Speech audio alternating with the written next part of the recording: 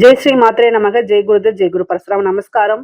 நான் கரூர்ல இருந்து வல்சலா பணிக்கர், பிரசன்ன ஜோதிடர். இன்னைக்கு நம்ம தமிழ் புத்தாண்டு 2026ஆம் ஆண்டு தமிழ் புத்தாண்டு பலன்கள் கடக ராசிக்கு எப்படி இருக்குன்னு பார்க்க போறோம். இந்த வருடம் எப்ப பிறக்குது அப்படின்னா 14/4/2026 காலை 9:30க்கு சதய நட்சத்திரத்துல இந்த வருடம் உங்களுக்கு பிறக்குது. இந்த வருடம் பிறக்கும் போது பாத்தீங்கன்னா நல்ல அற்புதமான பலன்கள் உங்களுக்கு இருக்குது. என்ன அப்படின்னா குரு உங்களுடைய ராசிக்கு வராது.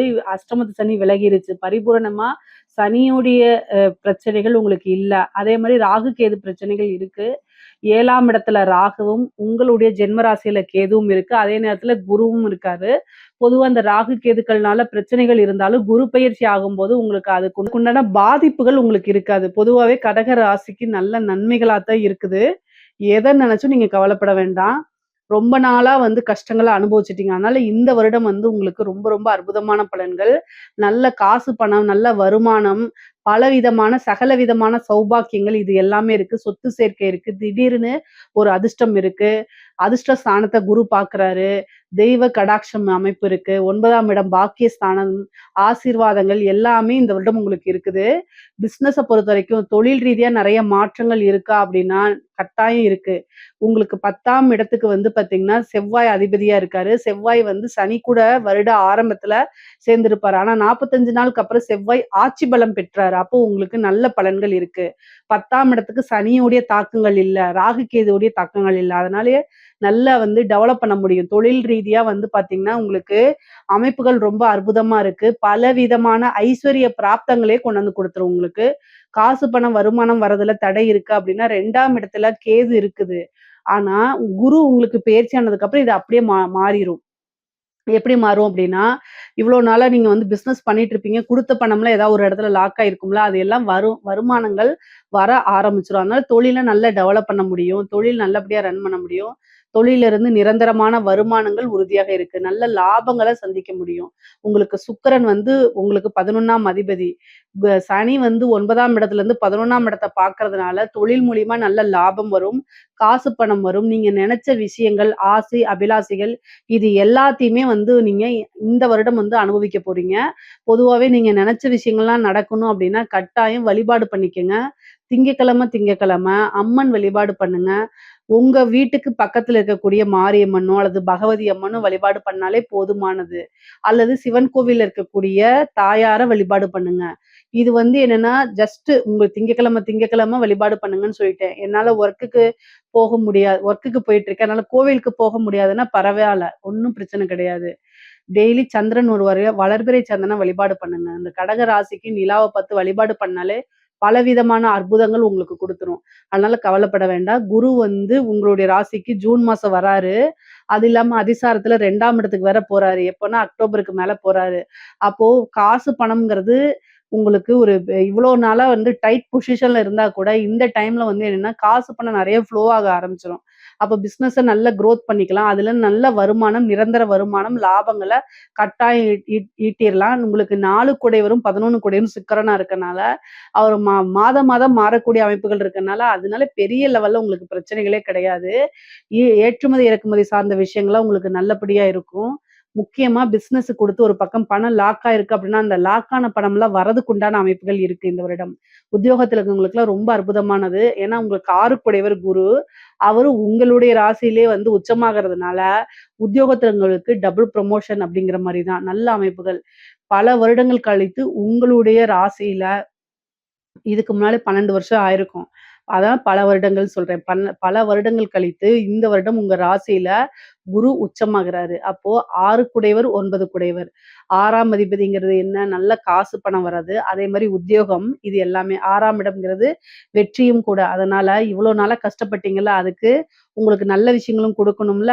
அப்போ என்ன ஆகும் அப்படின்னா உங்களுடைய ராசியில குரு உச்சமாகும் போது இவ்வளோ நாளா என்னென்ன கஷ்டப்பட்டீங்களோ அந்த கஷ்டங்களுக்கெல்லாம் பிரதிபலனா நல்ல சகல விதமான சௌபாக்கியங்களும் உங்களுக்கு கிடைக்க போகுது. நெறைய நன்மைகள் தான் நடக்கும்.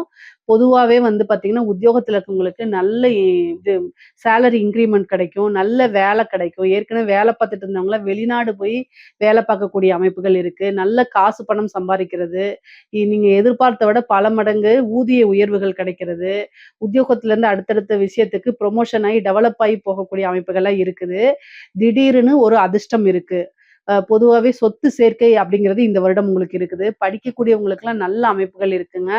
படிப்புல மிகப்பெரிய லெவல்ல நீங்க வந்துருவீங்க. படிச்சு முடிச்சோனே வேலை கிடைக்கும். உயர்கல்விக்கு வெளிநாட்டுக்கு போறது, உயர்கல்வி நல்ல இடத்துல வந்து பிளேஸ் ஆகுறது, இந்த மாரி அமைப்புகள்லாம் உங்களுக்கு கிடைச்சிரும். பொதுவாவே வந்து பார்த்தீங்கன்னா, இந்த குரு உச்சமாகுறது வந்து சகல விதமான தோஷங்களையும் என்ன செய்வாரு? சரி பண்ணி குடுப்பாரு உங்களுக்கு.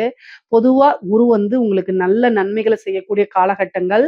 இந்த டிசம்பருக்கு அப்புறம் வந்து ராகு வந்து பார்த்தீங்கன்னா 7ஆம் இடத்துலயும், கேது வந்து பார்த்தீங்கன்னா உங்களுக்கு உங்களுடைய ராசியில் இருக்காரு. இந்த கேது வரக்கூடிய காலகட்டங்கள்ல மனம் அப்படிங்கக்கூடிய விஷயத்த கண்ட்ரோல் பண்ணி பழகிக்கங்க. சந்திரன், கேது சேரக்கூடிய விஷயம் பெரிய லெவல்ல நல்லது கிடையாது. இந்த ராகு, கேது வந்து என்ன பண்ணும் அப்படின்னா, கேது வந்து மன சிக்கல்கள் அல்லது டிப்ரஷன்ஸு இந்த மாரி விஷயங்கள குடுக்கும். நம்ம திடீர்னு சந்தோஷமா இருப்போம்.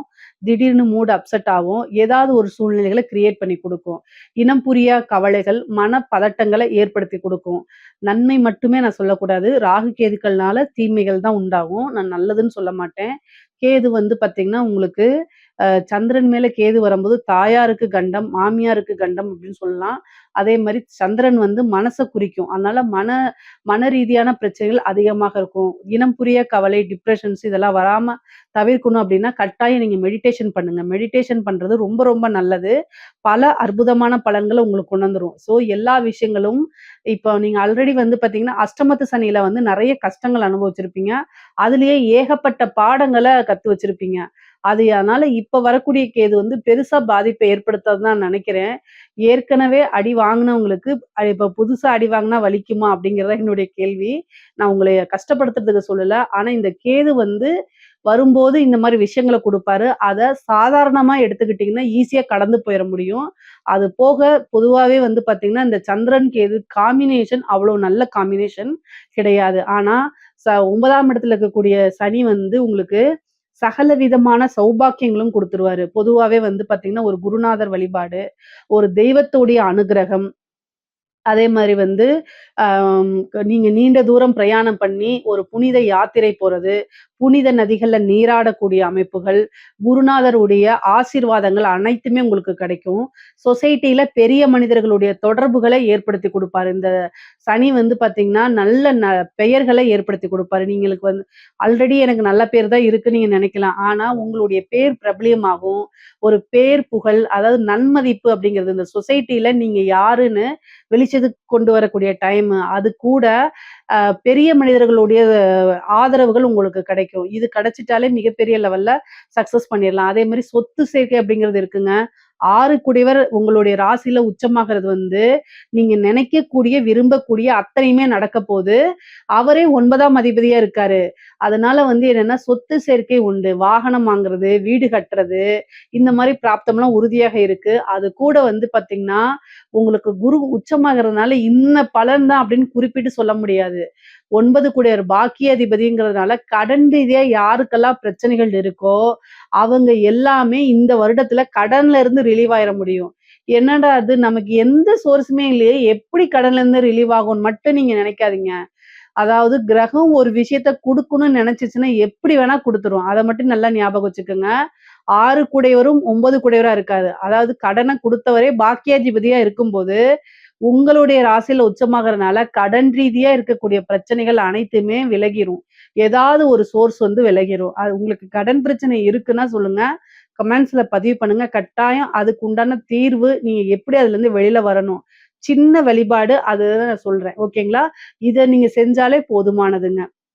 முக்கியமா கடன் ரீதியா இருக்கக்கூடிய பிரச்சனை வெளிவரும்னு சொன்னேன்ல, அதே மாரி தேக ஆரோக்கியத்த கவனமா இருக்கணும். குரு வந்து காசு பணத்த குடுப்பாரு. அதே நேரத்துல உடல் ரீதியா இருக்கக்கூடிய பிரச்சனைகளையும் என்ன செய்வாரு? பெருசு பண்ணிருவாரு. அவருடைய வேலை வளர்க்கறது மட்டும் தான். நோய் ஏதாவது சின்னதா இருந்தா பெருசா வளர்த்து விட்டுருவாரு. ஹெல்த்த ரொம்ப ரொம்ப பார்த்துக்கணும். கடகராசிக்காரங்களுக்கு இந்த வருடம் தீமையான பலன்கள் என்னவென்றால், ஹெல்த்த ரொம்ப ரொம்ப பார்த்துக்கணும். தேக ஆரோக்கியத்துல கவனம் இருக்கணும். குரு உச்சமாகுறாருன்னா, காசு, பணம் வரும். ஆனால், உடல அப்படியே கெடுத்து விட்டுருவாரு. அதனால சாதாரண பிபி இருந்துச்சுன்னு வச்சுக்கோங்களேன், அது பெரிய லெவல்ல ட்ரீட்மெண்ட் போற மாரி. அது மாரி ஹார்ட் சம்மந்தப்பட்ட பிரச்சனைகள், பிரெயின் சம்மந்தப்பட்ட பிரச்சனைகள், இதெல்லாம் ரொம்ப கவனமா பார்த்துக்கங்க. முக்கியமா பெண்களா இருந்தா யூட்ரஸ் சம்மந்தப்பட்ட பிரச்சனைகள் வரத்துக்கு வாய்ப்பு இருக்கு. ரொம்ப ரொம்ப கவனமா இருங்க. ஹெல்த்ல ரொம்ப ரொம்ப கவனமாக இருக்கணும். தாயார் வழிக்கு அவங்களுக்கு உடல்நிலை பாதிப்புகள் இருக்கு. உங்களுக்கும் சர்ஜரி அந்த மாரி அமைப்புகள் இருக்கு. ஏன்னா அஷ்டமாதிபதி 9ல இருக்கு. அந்த அஷ்டமாதிபதிய குரு உச்சமாயி பார்க்குறாரு. 6 கூடையவரும் அஷ்டமாதிபதியும் தொடர்பு இருக்கும்போது, அறுவை சிகிச்சை இந்த மாரி அமைப்புகள் இருக்கு. கூடுதல் கவனம் தேவை. ஒரு சின்ன பிரச்சனைன்னா உடனடியா மருத்துவர கலந்து ஆலோசிச்சினாலே போதுமானது. தாய் வழி சொத்து, தந்தை வழி சொத்து இதெல்லாம் வரதுக்கு உண்டான அமைப்பு இருக்கு. அதே மாரி உயில் சொத்துக்கள், பினாமி சொத்துக்கள்லாம் வரதுக்கு உண்டான அமைப்பு. கோர்ட்டு, கேஸு பிரச்சனைகள் எதுவாக இருந்தாலும் உங்களுக்கு சாதகமான தீர்ப்பு நீங்க தான் ஜெயிப்பீங்க. உங்க மேல யாராவது கேஸ் போட்டிருந்தாலும் நீங்க ஜெயிப்பீங்க. நீங்க யார் மேல கேஸ் போட்டிருந்தாலும் ஜெயிக்கிறதுக்கு உண்டான வாய்ப்புகள் இருக்கு. கோர்ட்டு, கேஸு எல்லாமே உங்களுக்கு வெற்றி ஃபேவரா மாறுறதுக்கு உண்டான அமைப்புகள் இருக்கு. பொதுவாவே வந்து பார்த்தீங்கன்னா, சகோதர வழி ஆதரவுகள் இருக்கு. முக்கியமா 5ஆம் இடத்த குரு பார்க்கறதுனால புத்திர பாக்கியம் இருக்கு. 7ஆம் இடத்த பார்க்கறதுனால களத்திர பாக்கியம் இருக்கு. திடீர் திருமணம் அமைப்பு, குரு பலம் பரிபூரணமாக இருக்கனால, திருமண பேச்சுக்கள் ஆனாலே திடீர்னு திருமணம் ஆகுறதுக்கு உண்டான வாய்ப்பு. யாரையாவது நீங்க விரும்பியிருக்கீங்க அப்படின்னா, குரு 5ஆம் இடத்த பார்த்து, 7ஆம் இடத்த பார்த்து, 9ஆம் இடத்த பார்க்குறாரு. அதனால பெற்றோர்களுடைய சம்மதத்தோடயே திருமணம் ஆகுறதுக்கு உண்டான அமைப்பு. நீங்க லவ் பண்ணிட்டு இருக்கீங்கன்னா, இந்த டைம்ல நீங்க சொன்னீங்க. ஜூன் மாசத்துக்கு அப்புறம் உங்க வீட்ல சொன்னீங்க அப்டின்னா, முன்னாடி சண்ட போடுவாங்க. கொஞ்சம் சண்ட போட்டுட்டு, ஆனா அத சம்மதிச்சு, பெற்றோர்களுடைய ஆசீர்வாதத்தோடயே ஒரு நல்ல அங்கீகரிக்கப்பட்ட திருமணமா உங்க திருமணம் ஆகும். நெறைய விஷயங்கள் உங்களுக்கு நன்மைகள் தான் இருக்குது. காதல் ரீதியா இருக்கக்கூடிய மனக்கசப்புகள்லாம் நீங்கி, காதலர்களுக்கிடையே ஒற்றுமை இருக்கும். அதே மாரி கணவனாக இருந்தால் மனைவி, மனைவியாக இருந்தால் கணவனும் ஒருவரை ஒருவர் புரிஞ்சுகிட்டு அண்டர்ஸ்டாண்ட் ஆகி ஆட்டோமேட்டிக்கா நடக்கக்கூடிய சூழ்நிலைகள். கணவன் மனைவியிடையே நல்ல ஒற்றுமை, நல்ல இணக்கங்கள், அந்யோன்யங்கள், பாசங்கள்லாம் அதிகரிக்கும். பொதுவாவே இந்த ரிலேஷன்ஷிப்க்கு இடையில பிரிஞ்சிருக்கிறவங்கலாம் இருக்கிறாங்க இல்லையா? அந்த கோர்ட்டு கேஸ் டைவர்ஸ் ஆகுறது, பிரியறது, இந்த மாரி வழக்குகள் நடக்கிறது. இதெல்லாம் வந்து என்ன ஆகும் அப்டின்னா, உங்களுக்கு ஃபேவரா மாறி பிரிந்தவர்கள் ஒன்று சேரக்கூடிய அமைப்புகள் இருக்கு. உங்களுக்கு 3 குடையவரும், 12 குடையவரும் புதனா போறாரு. ஹெல்த் ரீதியா இருக்கக்கூடிய விஷயங்கள்ல மட்டும் கவனம் செலுத்திக்கங்க. அதே மாரி வேலை கிடைக்குமா அப்டின்னா, கட்டாயம் உங்களுக்கு கிடைக்கும். நீங்க படிச்சு முடிச்சோனே நல்ல வேலைக்கு போகக்கூடிய அமைப்புகள் இருக்கு.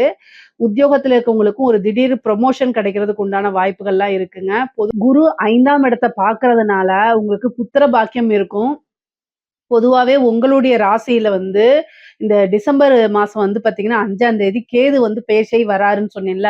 எந்த விஷயத்துக்கு நன்மையோ இல்லையோ, ஆனா குருவும், கேதுவும் சேர்ந்தக்கூடிய அமைப்பு, பிளஸ் சந்திரனும் இருக்கனால, ரொம்ப வருஷமா வந்து உங்களுக்கு புத்திர பாக்கியம் இல்ல, குழந்தை இல்ல அப்டின்னா, கட்டாயம் இந்த வருஷம் ஒரு ட்ரீட்மெண்ட்டுக்கு போயிட்டீங்க அப்டின்னா, இந்த செயற்கை முறை குழந்தைகள் இருக்குன்னு சொன்னீங்களா, ஐவிஎஃப் அதே மாரி டெஸ்ட் டியூப் பேபி இதெல்லாம் உங்களுக்கு சக்சஸ் ஆயிரும்.